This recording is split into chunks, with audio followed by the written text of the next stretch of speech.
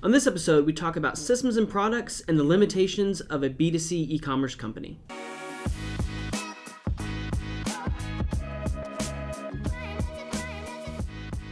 Hey everybody, welcome to episode 42 of the AskEngine show. We've got John coming back to make an appearance with us. Yeah. He has been busy, running the company, but decided to come back and grace us with his knowledge again. So I'm super excited.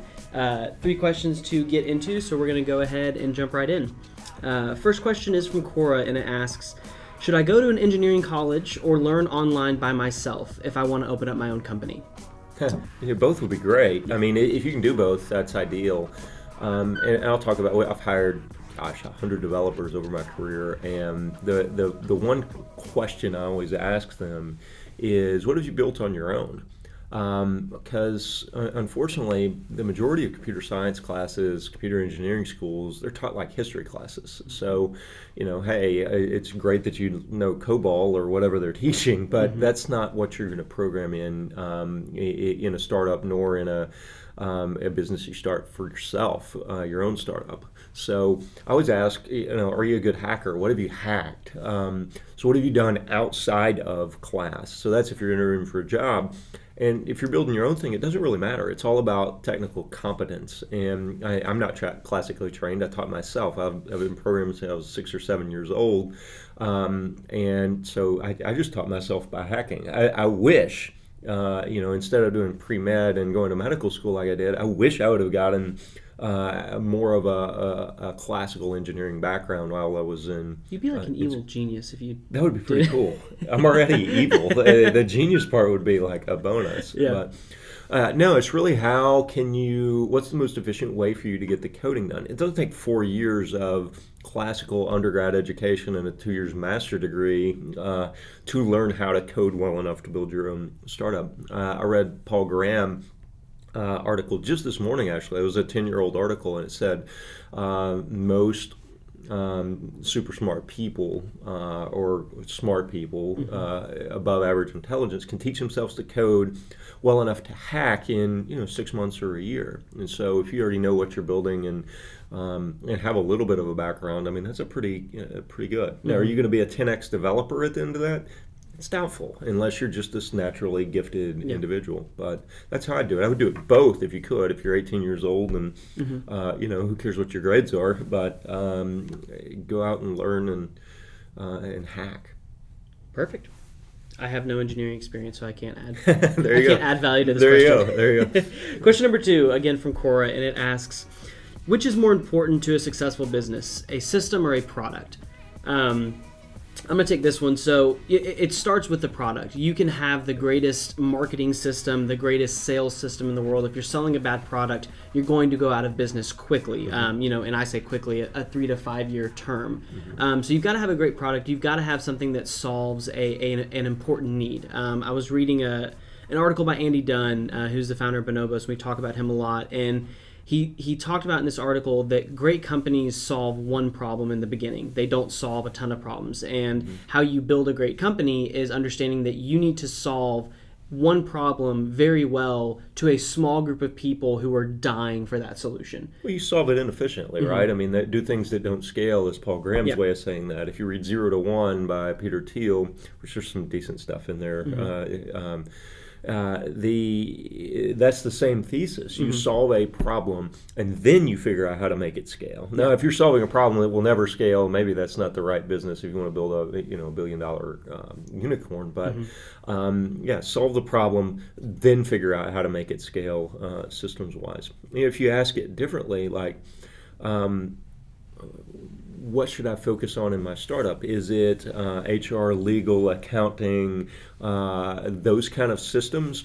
No, absolutely not. Those can come in later. And in fact, when you add those systems into a rapidly growing startup that has 10, 20, 50 people to it, it's a pretty dangerous time. You have to be pretty careful about systematizing even that portion of it as well.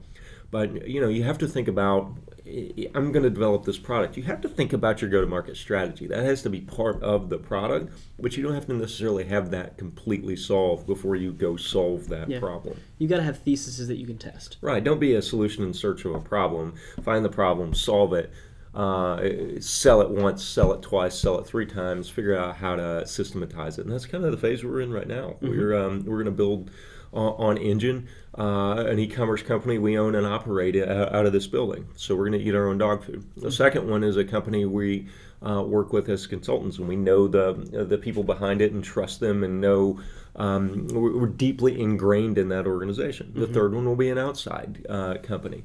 Then and only then, after we do those 3 crawl, walk, run steps, will we figure out how to systematize it and let hundreds, if not thousands, of people open stores in a given day on the software. So that'd be a great day. Wouldn't that be fun? Just Can't sitting wait. here. Yeah, just Perfect. sit here. Yes. All right, question number 3. What are the limitations of a B2C e-commerce company in terms of growth? What's your total addressable market in the beginning, right? That doesn't mean you're forever constrained by that. I mean, you go back to the last question, get a small foothold in a small area, and then from there scale. You have to be careful though. If you're attacking a small to medium sized market, you can take over that market and get to the peak penetration of it very, very quickly today. And I made that mistake not a mistake. It was actually a champagne problem here. Yeah. But Country Outfitter. What do I do with all this money? What do I do with all this money, right? So Country Outfitter, well, there were 135,000 searches a month for cowboy boots on Google. Great. Well, we ended up in position 1 on that, and there's no way you're going to drive more searches on Google. And if you're in position 1 for both organic and paid, you've kind of maxed that out, and you've done it instantly. The only way you can go is down. Likewise, on Facebook, we found a total addressable market for that business of about 18.2 million women. So women that like country music and horses and rodeo and hunting and fishing. Probably, if you don't like one of those, it's a stretch that you would wear a pair of cowboy boots. So 18.2 million women. Well, we ended up in the span of 6 months getting 11 million email subscribers. So we've already taken all of it. I mean, that's literally all of the women you're going to be able to pull off of Facebook. I mean, you cannot go get more than 70-ish% of a market through one channel. I just can't imagine you do more. But if you extrapolate the line of growth, and you're a venture capitalist and you view growth as a straight line, well, great, this business is going to reach 100 million people in mere months. Let's put $93 million of venture capital into it. When in reality, it's shaped like an S, and we were at the very top of the S. The middle phase of the growth was extremely rapid. So we ran into our total addressable market very quickly. But that doesn't mean that should have been the end. We should have been able to, as a company, and we were never able to, or we could have been able to, I don't think we should say should, to have pivoted to a different market or done more things in that. 11 million people is plenty to build a find out what else you can sell to that 11 million people. I mean, when you look at Chewy is a great example. Chewy started out with a very limited market, and then they realized that pet owners don't just buy dog food, they buy cat food, they buy horse food, they buy dog pets, dog pets, whatever it is. Toys. How about toys? Yeah, there we go. Yeah. All things related to that market. So like with Country Outfitter, and y'all tried this. We tried. I wasn't the right guy to do it. I know nothing about Western wear, so I left, and they weren't able to do it. It's the same as Diapers.com and Chewy, like you say though. Diapers.com used subscription to diapers as a loss leader, and very successfully, I may add. I mean, here they are in a price war with Amazon, and eventually Amazon and Walmart, and wow, they ended up with a good share of pocketbook. They use that to sell baby toys and cribs and ... And it was $540 million acquisition from Mark Lore to Amazon, and it was pretty good use of that. So. I think to sum this question up, and it's something that John says a lot, ultimately the limit that you're going to face is your ability to operate and execute at that next level. What gets you to a $10 million store may not get you to a $100 million store. Ben Francis is someone that I respect and look up to a lot. He's the former CEO and he's the founder of Gymshark. And he realized, he grew the company from when he was 18 to where he was 23 at 23 years old, at 23 or 24, he was operating a $50 to $75 million run rate company. And he quickly realized that his strengths lay in the product design, his strengths lay in the marketing strategy and plan. So he hired his own boss. He brought in a CEO, he brought in a CFO to operate those aspects of the business so he could focus on what he loved to do. And so you're really only limited by your ego and then by your ability to operate and execute and build a team around you, I believe. Yeah, I agree. One final thing on this, just kind of the personal story around Engine. The way we're designing the software, it's not super easy to use in the very beginning. And so our target is, by necessity, and because we are these people, or we're our own target market here, we're really catering to $3 to $10 million vertically integrated brands that have a need for content and commerce. Those brands also have to have developers on staff. Now, that's not a very large addressable market. If you look at it, there are thousands of stores. There aren't millions of stores in that category. So as we nail that product, and I think we've got the best one in the world, if you run a brand like that, let us know and we'll help you out.